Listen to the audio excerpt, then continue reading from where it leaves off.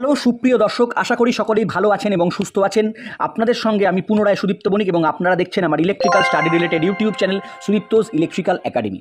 বন্ধুরা, আজকে আমরা এখানে আইটিআই ইলেকট্রিশিয়ান সেকেন্ড ইয়ারের 2025-এর এপ্রিল মাসের 17 তারিখে একটি সাপ্লিমেন্টারি এক্সাম হয়েছিল, সেই এক্সামের একটি কোয়েশ্চেন সেট আপনাদের সঙ্গে এখানে নিয়ে এসেছি।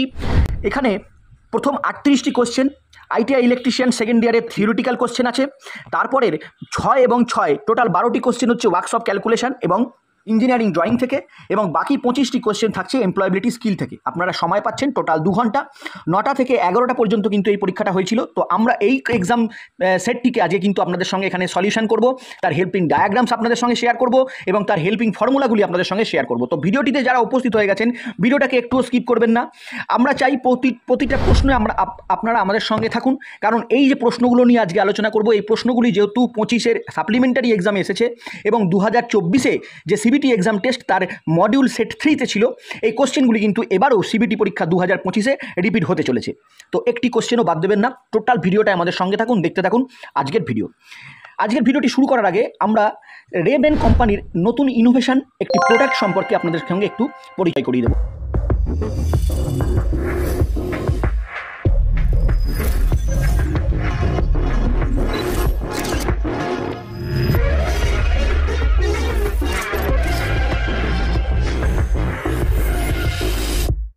তো বন্ধুরা, আর কি রেবেন এই যে ইনোভেটিভ প্রোডাক্টটি নিয়ে এসছে, এই প্রোডাক্টটিকে যদি আপনারা অনলাইন পারচেস করতে চান, তাহলে অবশ্যই আপনারা আমার এই ভিডিও ডেসক্রিপশন বক্সের লিঙ্ক থেকে সেটিকে অনলাইন পারচেস করতে পারেন, অথবা আমার এই ভিডিও ডেসক্রিপশন বক্সে যে প্রোডাক্ট আইকন সেকশন আছে, সেই সেকশন থেকেও কিন্তু আপনারা পারচেস লিঙ্ক ডিরেক্টলি পেয়ে যাচ্ছেন।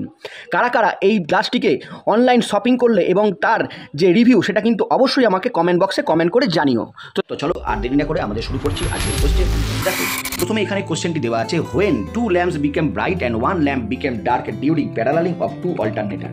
কখন দুটো অল্টারনেটারের যখন সমান্তরালে যুক্ত করা হয়, তখন কখন দুটি ল্যাম্প উজ্জ্বল হয় এবং একটি ল্যাম্প অন্ধকার হয়ে যায়।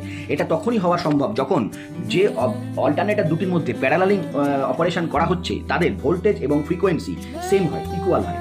তো এক্ষেত্রে আমাদের অপশান, যে অপশানটি দেওয়া আছে সেটি হচ্ছে option B is the correct answer. তো আমরা চলে যাচ্ছি আমাদের আজকের দ্বিতীয় প্রশ্নতে। Which is the application for the single quadrant loads operating in the first quadrant of drive. ড্রাইভের ফার্স্ট কোয়াড্র্যান্টে অপারেটিং হওয়া সিঙ্গেল কোয়াড্র্যান্ট লোড, এখানে এর মধ্যে কোন অ্যাপ্লিকেশনটি বলা যায়? যখনই আপনাদেরকে ড্রাইভের ফার্স্ট কোয়াড্র্যান্টের কোনো কোশ্চেন এখানে দেওয়া হবে, যখনই আপনাদেরকে ড্রাইভের ফার্স্ট কোয়াড্র্যান্টের কোনো কোশ্চেন এখানে দেওয়া হবে এবং সেটি সিঙ্গেল কোয়াড্র্যান্ট লোডের কথা বলবে, তখন সেখানে কিন্তু আমরা কোনো অপশান চুজ না করে, চোখ বন্ধ করে, ডিডি গেঞ্জির মতো ভরসা করে সেন্ট্রিফিউগাল পাম্পস এই অপশানটিকে চুজ করব। Option A is the correct answer. তো আমরা এখান থেকে চলে যাচ্ছি আমাদের আজকের তৃতীয় নাম্বার কোয়েশ্চেনে। What happens if time delay of an auto start delta starter will in closed condition after starting হওয়ার পরেও একটি অটো স্টার্ট ডেল্টা স্টার্টারে টাইম ডিলে যদি অফ কন্ডিশনে থাকে, তাহলে কি হবে? তাহলে স্টার্টার তো স্টার্ট করে ফেলেছে, অর্থাৎ স্টার কন্ডিশনে মোটরটা কিন্তু স্টার্টিং হয়ে গেছে। এখন যদি সেই টাইম ডিলেটা চেঞ্জ করে কানেকশনটিকে ডেল্টায় কনভার্ট করতে না পারে, তাহলে সেক্ষেত্রে কিন্তু মোটরটা সারাক্ষণ স্টার কন্ডিশনেই রান হতে থাকবে। তাহলে এক্ষেত্রে আমাদের option D is the correct answer. চলে যাচ্ছি আমাদের আজকের চতুর্থ নাম্বার কোয়েশ্চেনে। What is the name of the part marked as X in DC generator as shown in figure. ফিগারটা আমরা এখানে দেখতে পাচ্ছি, ডিসি জেনারেটরের ফিগারে এক্স চিহ্নিতকরণ অংশটির নাম কি? সাধারণত এই যে অংশগুলি আছে, এই অংশগুলি থেকেই কিন্তু আমাদের ওয়াইন্ডিং বাধা শুরু হয়। তো এই অংশটির নাম হচ্ছে কমিউটেটর রাইজার। চলুন অপশানটি আমরা দেখে নিই কোথায় পাওয়া যাচ্ছে। অপশানটি আমাদের এখানে রয়েছে, option C is the correct answer, commutator riser. Next আমরা চলে যাব আমাদের আজকের 5 নাম্বার কোয়েশ্চেনে। What is the input current of 2 HP single phase motor 240 volt at 70% efficiency and power factor 0.8। তাহলে এক্ষেত্রে প্রথমেই আমাদের যেটা বের করতে বলেছে সেটা হচ্ছে মোটরের ইনপুট কারেন্টের মান।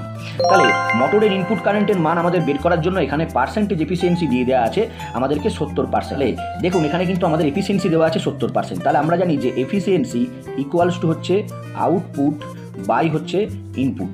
তাহলে এখান থেকে ফার্স্টে আমাদের আউটপুটের মানটা জানতে হবে। তাহলে আউটপুট এখানে বলেই দেওয়া আছে 2 HP।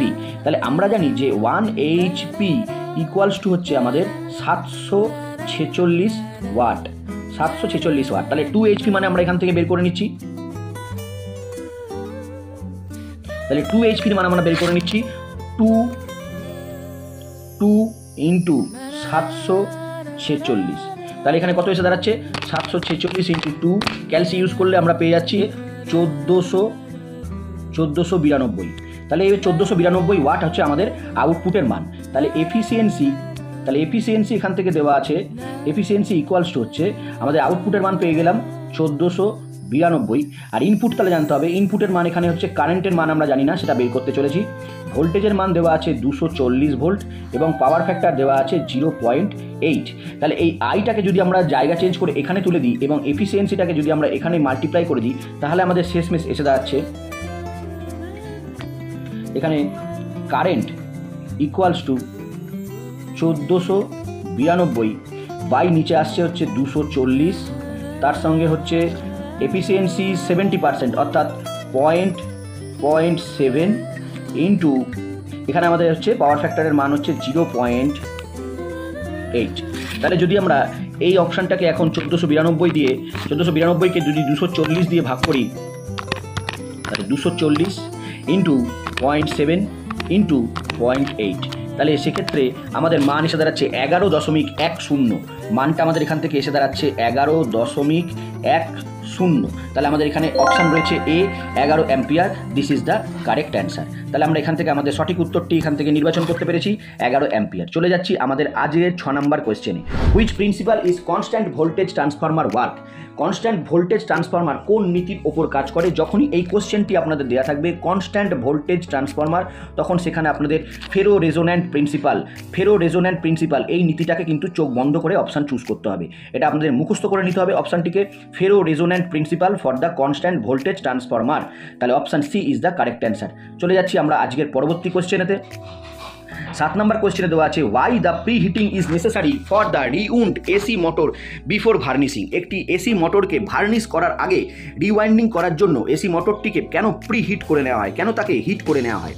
তো সেক্ষেত্রে একটি ডায়াগ্রাম আমরা পাশে দেখতে পাচ্ছি। এটাকে হিট করার একটাই অর্থ, যদি ওয়াইন্ডিংয়ের মধ্যে কোনো ময়েশ্চার থেকে থাকে তাহলে সেই ময়েশ্চারটাকে ড্রাই আউট করার জন্যই আমরা সেখানে প্রি হিট করিয়ে থাকি।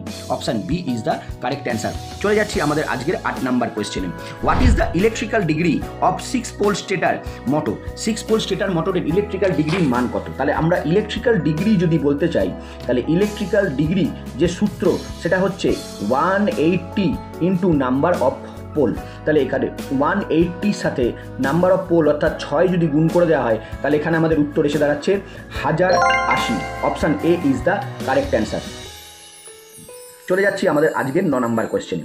Which instrument provide a visual representation of measured or tested quantities? Measured অথবা টেস্টেড কোয়ান্টিটি পরীক্ষিত রাশির ভিজুয়াল রিপ্রেজেন্টেশন পাওয়া যায় একমাত্র ক্যাথোড রে অসিলোস্কোপ অর্থাৎ CRO থেকে। CRO ক্যাথোড রে অসিলোস্কোপ, তার যে স্ক্রিন আছে সেখান থেকে আমরা যে কোনো মেজার্ড কোয়ান্টিটিকে কিন্তু ভিজুয়ালি রিপ্রেজেন্ট করতে পারি। Option D is the correct answer. এখানে অপশান ডিতে দেওয়া আছে, option D is the correct answer. চলে যাচ্ছি আমাদের আজকের পরবর্তী কোয়েশ্চেনেতে। আজকের 10 number question. Which device detects a physical quantity? Physical quantity অর্থাৎ ভৌত পরিমাণ শনাক্ত করে এর মধ্যে কোনটি? মোটর, সেন্সার, সার্কিট ব্রেকার এবং স্টার্টার। তো স্টার্টারের কাজ তো হচ্ছে মোটরকে প্রোটেকশন দেওয়া, সার্কিট ব্রেকারের কাজ হচ্ছে ওভারলোড এবং শর্ট সার্কিটের হাত থেকে সার্কিটকে বাঁচানো, প্রোটেকশন দেওয়া। আর মোটর তো আপনারা জানেন, মোটর বেসিক্যালি যে কোনো মেকানিক্যাল লোডকে ড্রাইভ করার জন্য কাজে লাগানো হয়। তো এখানে সেন্সার যে অপশানটি আছে এটি কিন্তু যে কোনো ফিজিক্যাল কোয়ান্টিটিকে চিহ্নিতকরণ করতে বা শনাক্তকরণ করার জন্য কাজে লাগানো হয়। তাহলে option B sensor is the correct answer. চলে যাচ্ছি আমাদের আজকের পরবর্তী কোয়েশ্চেনেতে। Which DC motor can be operated at constant speed under varying load condition? Speed constant থাকবে কিন্তু লোডটা কিন্তু ভ্যারি হতে পারে। এই রকম অপশানেতে কোন ডিসি মোটর আমরা ব্যবহার করব? সবসময় আমরা বেসিক্যালি এই সমস্ত ক্ষেত্রে কিউমুলেটিভ কম্পাউন্ড ব্যবহার করব, কারণ লোড যখন তখন ভ্যারি হচ্ছে কিন্তু স্পিড যদি একই রাখতে হয় তাহলে কিন্তু আমাদের cumulative compound DC generator use করতে হবে। দেখি অপশান এখানে কী কী দেওয়া আছে। এ হচ্ছে differential long shunt, series motor, cumulative long shunt, compound motor এবং ডিফারেন্সিয়াল শর্ট শান্ট। তাহলে আমরা আগেই বলেছি যে আমাদের এখান থেকে কিন্তু কিউমুলেটিভ কম্পাউন্ড মোটরটাকে চুজ করতে হবে। তাহলে option C is the correct answer. চলে যাচ্ছি আমাদের আজকের পরবর্তী প্রশ্নতে। What is the name of the single phase motor as shown in the below? এখানে সিঙ্গেল ফেজ মোটরের একটি সার্কিট ডায়াগ্রাম দেওয়া আছে, সেই ডায়াগ্রামটি দেখে আমাদের বুঝতে হবে এটি কোন ধরনের মোটর।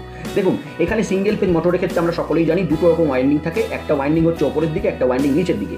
এই যে ওয়াইন্ডিংটা দেওয়া আছে এটা হচ্ছে স্টার্টিং ওয়াইন্ডিং বা অক্সিলারি ওয়াইন্ডিং, আর এটা হচ্ছে রানিং ওয়াইন্ডিং বা মেন ওয়াইন্ডিং। স্টার্টিং ওয়াইন্ডিংয়ের সঙ্গে আমরা জানি ক্যাপাসিটার কানেকশন করা থাকে, তাহলে এক্ষেত্রেও ক্যাপাসিটারটা কানেকশন করা আছে, কিন্তু এই ক্যাপাসিটারটা কিন্তু তার সঙ্গে কোনো সেন্ট্রিফিউগাল সুইচ লাগানো নেই, অর্থাৎ সিএস লাগানো নেই। সিএস লাগানো থাকে এই কারণের জন্যই, যখন মোটরটা 75% স্পিড নিয়ে নেবে তখন এই ক্যাপাসিটারটা অটোমেটিক্যালি কাট অফ হয়ে যাবে, কিন্তু এখানে তার হওয়ার কোনো প্রসেস নেই, এটা পার্মানেন্টলি মোটরের সঙ্গে জুড়ে থাকবে। অর্থাৎ এই ধরনের মোটরটির নাম হলো পার্মানেন্ট ক্যাপাসিটার মোটর। চলুন অপশানটি দেখে নেওয়া যাক আছে কিনা। অবশ্যই অপশানটি দেওয়া থাকবে, option B is the correct answer, permanent capacitor motor. অর্থাৎ এই ধরনের মোটর বেসিক্যালি আমরা আমাদের যে বাড়িতে সিলিং ফ্যান ইউজ করে থাকি, সেই সিলিং ফ্যানের যে মোটর সেটি কিন্তু হচ্ছে এই মোটরটি। চলুন আমরা চলে যাচ্ছি আজকের 13 নম্বর কোশ্চেনে। What is the difference in the current control of MOSFET compare to JFET? জেফেটের সঙ্গে তুলনা করলে মসফেটের কারেন্ট কন্ট্রোলের ক্ষেত্রে কি ডিফারেন্স থাকে? তাহলে আমরা সকলেই জানি যে এফেটে অর্থাৎ জাংশন ফিল্ড এফেক্ট ট্রানজিস্টারে যেরকম জাংশন দেওয়া থাকে, সেই জাংশনের জায়গায় কিন্তু যখন মসফেটের কথায় আসে, তো মসফেটের ক্ষেত্রে সেখানে কিন্তু ইনসুলেটিং লেয়ার দেওয়া থাকে, সেখানে কিন্তু কোনো জাংশন করা থাকে না। আপনারা পাশে দুটো ছবি দেখতে পাচ্ছেন, ছবি দুটোর মধ্যে তুলনা করলেই বুঝতে পারবেন। অপশান সি এখান থেকে কিন্তু আমাদের চুজ করতে হবে, it is the correct answer. চলে যাচ্ছি আমাদের আজকের পরবর্তী প্রশ্নতে। আজকের 14 number question. What is the name of the symbol as shown in figure? এখানে একটি 3 ফেজ মোটরের ছবি দেওয়া আছে এবং দেখা যাচ্ছে লাইন 3টে ঢুকলো, সরাসরি লাইন 3টে বেরিয়ে গেল। তাহলে এখান থেকে এই চিত্র প্রতীকটির নাম আমরা কি বলতে পারি? Induction motor 3 phase squirrel cage, induction motor 3 phase star connected, induction motor 3 phase delta connected, induction motor 3 phase with wound rotor. এখানে আমাদের যে অপশানটি দেওয়া রয়েছে ক্ষত রোটার সহ 3 ফেজ ইন্ডাকশন মোটরের, এই ছবিটি কিন্তু আমাদের অপশানটিকে চুজ করতে হবে। Option D is the correct answer করবো। আমরা চলে যাব আজকের এই ভিডিওর একদম শেষ প্রশ্ন, অন্তিম প্রশ্নতে। চলে যাচ্ছি আমাদের আজকের 15 নম্বর কোশ্চেনে। Which cause to reduce the terminal voltage of an alternator if the load increases? Load যদি বেড়ে যায় তাহলে অল্টারনেটরের টার্মিনাল ভোল্টেজের মান কেন কমতে থাকে? এটা একমাত্র হয়ে থাকে আর্মেচার রিঅ্যাক্ট্যান্স এফেক্টের জন্য। এখানে অপশানটি দেওয়া আছে ঠিকই, কিন্তু অপশানটি একটু ভুল দেওয়া রয়েছে, আর্মেচার রেজিস্ট্যান্স লেখা রয়েছে। আর্মেচার রেজিস্ট্যান্স না হয়ে এখানে আর্মেচার রিঅ্যাক্ট্যান্স অপশানটি দেওয়া থাকলে এটা একদমই সঠিক হতো। তাহলে সেক্ষেত্রে আমাদের অপশানটি বি অপশানটিকে চুজ করতে হবে। Option B is the correct answer. আমরা এর পরবর্তী ভিডিওতে এই 15 নম্বর কোশ্চেনের পরবর্তী কোশ্চেন 16 নম্বর থেকে এখানে আপনাদের সামনে সলভ করে দেখাবো। এই ভিডিওটি যদি আপনাদের কাছে গ্রহণযোগ্য বলে মনে হয় এবং যদি ইনফরমেটিভ হয়ে থাকে, তাহলে ভিডিওটিকে অবশ্যই আপনাদের বন্ধু বান্ধবীদের সঙ্গে শেয়ার করবেন এবং এই ধরনের আরও ভিডিও বাংলায় উপলব্ধি করার জন্য অবশ্যই আমার চ্যানেলটিকে সাবস্ক্রাইব করে নিন এবং পাশে থাকা বেল আইকনটি প্রেস করতে ভুলবেন না।